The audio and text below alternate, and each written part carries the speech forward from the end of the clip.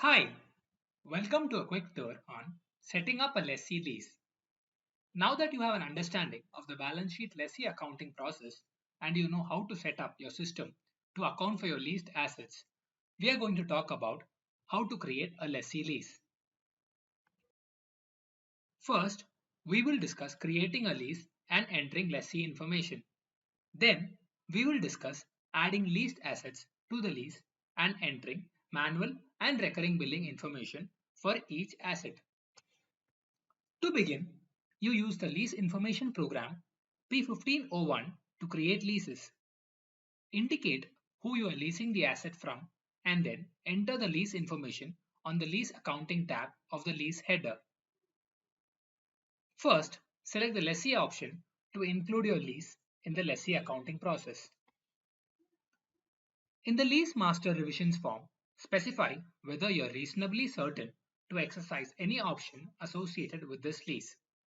You also specify the default lease classification for the assets associated with the lease and the borrowing rate. Then add some assets to your lease. You can add multiple property and non-property assets to a single lease. In this video, we will add a lease with a single asset. Create a new asset by clicking the green plus icon in the Create Non-Property Asset Grid column.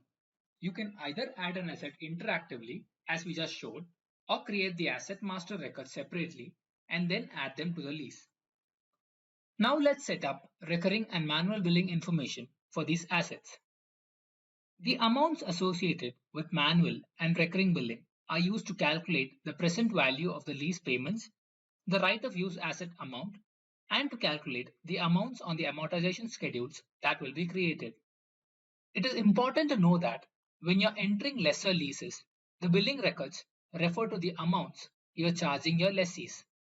However, when you're entering lessee leases, the recurring and manual billing records reflect the payment that you make to the lessors of the assets. All the payments associated with the assets must be included in manual and recurring billing setup.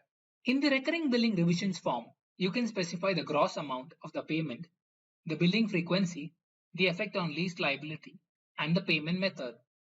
Note that not all payments have an effect on the lease liability. Check with your financial advisors or your accounting department to determine whether your payments have an effect on the lease liability.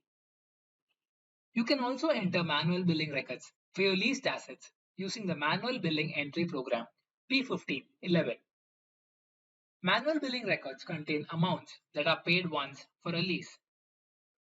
The types of manual billing records that affect lessee accounting are incentive payments, direct costs, and lease payments. Manual billing amounts, along with recurring billing amounts, are used to calculate the initial right of use asset amount and to calculate amounts on the right of use asset amortization schedule. After you have finished adding the billing records for your leased assets, you can return to the lease and update the lease liability status for each asset to 10 lease terms complete. At this point, your lease is set up and ready for processing, which you can do using the balance sheet lessee accounting features. Now that you know how to set up your lease, you're ready to hand it off to the accounting department for processing. To learn more about balance sheet lessee accounting, see the online JD Edwards Enterprise One Applications Documentation Libraries on www.docs.oracle.com or visit us online at learnjd.com. Thanks for watching.